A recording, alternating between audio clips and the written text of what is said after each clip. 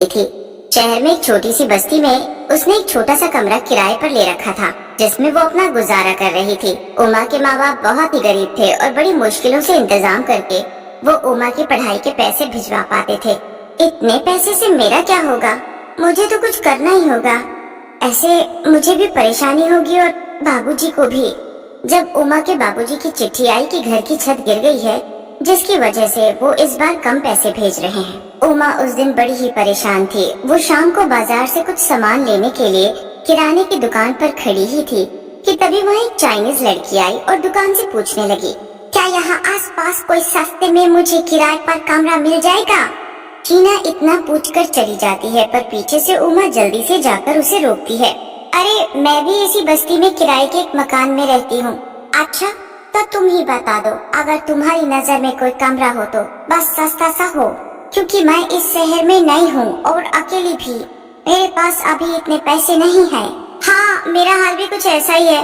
अगर तुमको ऐतराज ना हो तो तुम मेरे साथ रह सकती हो, हम किराया आधा आधा बांट लेंगी। अरे वाह, ये तो अच्छा आइडिया है, मुझे कोई दिक्कत नहीं है।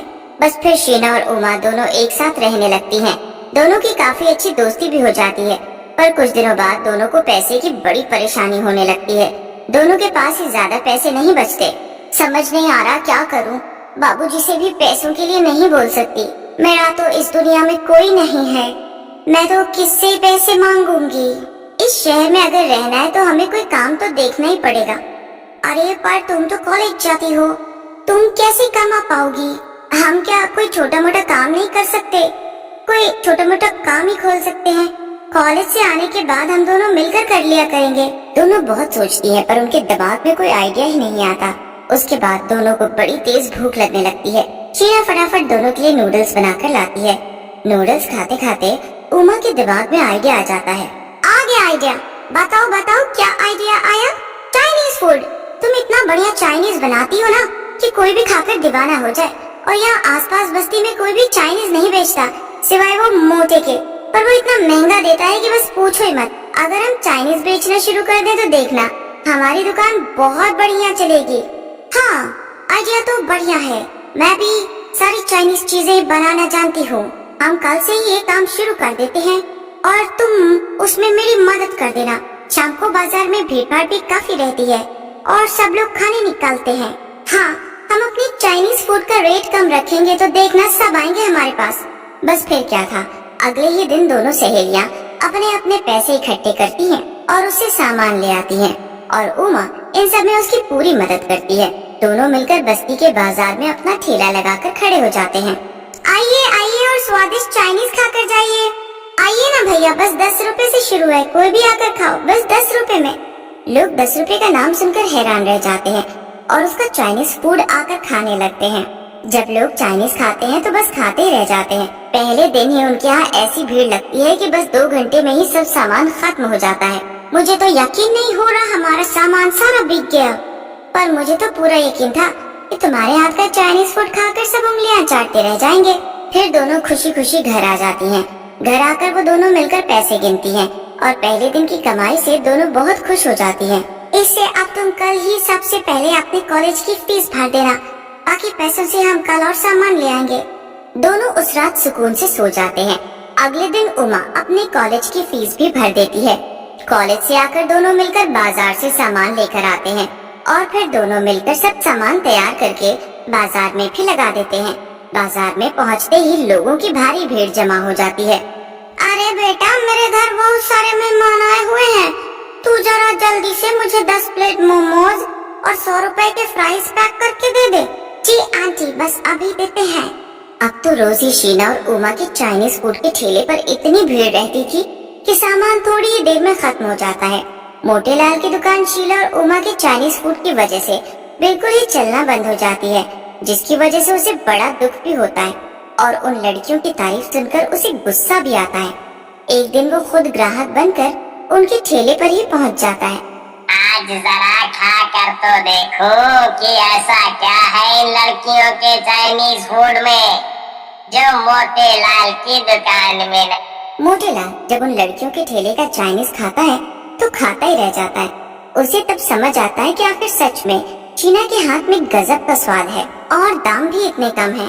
मोटे लाल को अब उन दोनों से चिढ़ होने लगती है, पर उसे समझ ही नहीं आ रहा होता कि वो आखिर करे तो क्या करे। अब एक दिन शीना की तबीयत बहुत बिगड़ जाती है। उसे एकदम से चक्कर आ जाता है और वो गिर जाती है। उमा उसे डॉक्टर के पास लेकर जाती है, पर दवाइयों से भी वो ठीक नहीं हो पा रही थी। इसी वजह से अब ठेला लगाना बंद कर देती है और मोटेलाल फिर से खुश हो जाता है। मोटेलाल अपने लिए बड़ा ही खुश हो रहा था, क्योंकि उसकी दुकानदारी फिर से होने लगती है। पर इधर शीना की हालत को देखकर उमा बड़ी परेशान होती है। वो उसे हर हॉस्पिटल में दिखा लेती है, पर शीना की तबीयत में कोई सुधार नहीं आ पा रहा होता। एक दिन की बात है, जब शीना एकदम बीमार की हालत में बिस्तर पर पड़ी होती है और उमा उसके पास बैठी होती है, तो शीना उमा से बोलती है, मेरी वजह से आप हम ठेला भी नहीं लगा पा रहे हैं, अब तुम कॉलेज की फीस कैसे भरोगी? ऐसा बिल्कुल भी मत सोच शीना, तुम्हारी वजह ही से तो हम बल्कि इतना कमा पाए हैं, और कॉलेज का फीस मैं भर दूंगी, तुम इसकी चिंता न करो। उमा शीना का बहुत ध्यान रखती है और पूरी रात उसी के पास बैठी रहती है। बैठे बैठे कब उमा की आंख लग जाती है उसे पता ही नहीं चलता।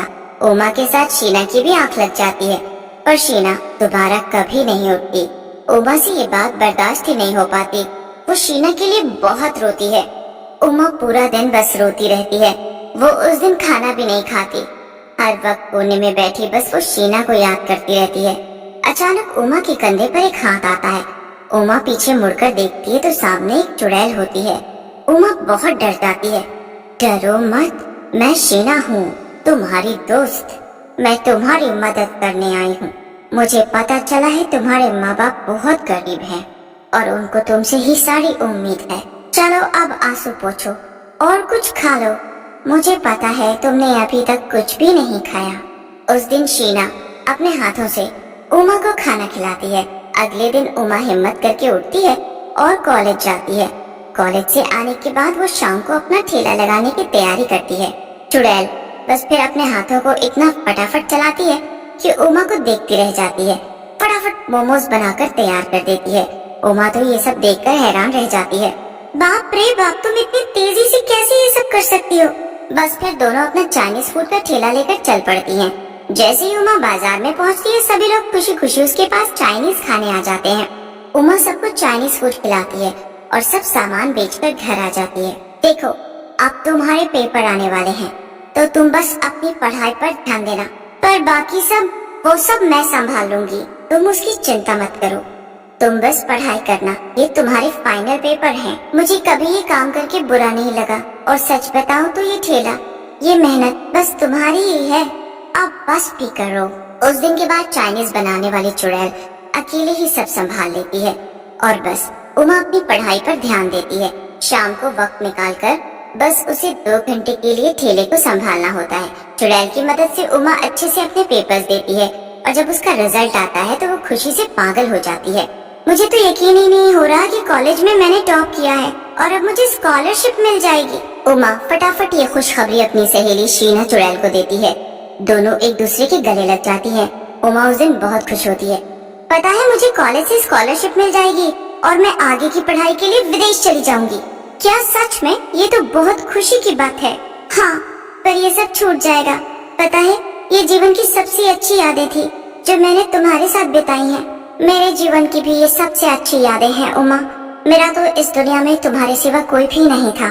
शायद भगवान ने अच्छा ही किया जो मुझे अपने पास बुला लिया, वरना तुमसे आज बिछड़कर मुझे बहुत तकलीफ होती।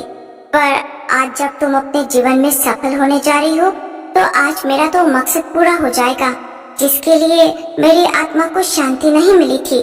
तुम हमेशा मेरी सबसे अच्छी दोस्त रहोगी। तुम भी। इतना कहकर चुड़ैल उमा को अलविदा करके हमेशा हमेशा के लिए चली जाती है। उमा अपनी पढ़ाई के लिए विदेश चली जाती है और जब वो वापस आती है तो शहर में उसकी बहुत अच्छी नौकरी लग जाती है। वो अपने माँ बाप को भी शहर बुलवा लेती है और सब खुशी खुशी साथ रहते हैं। सालों बीत जाते हैं, पर उमा कभी भी अपनी दोस्त शीना और उसके हाथ के चाइनीज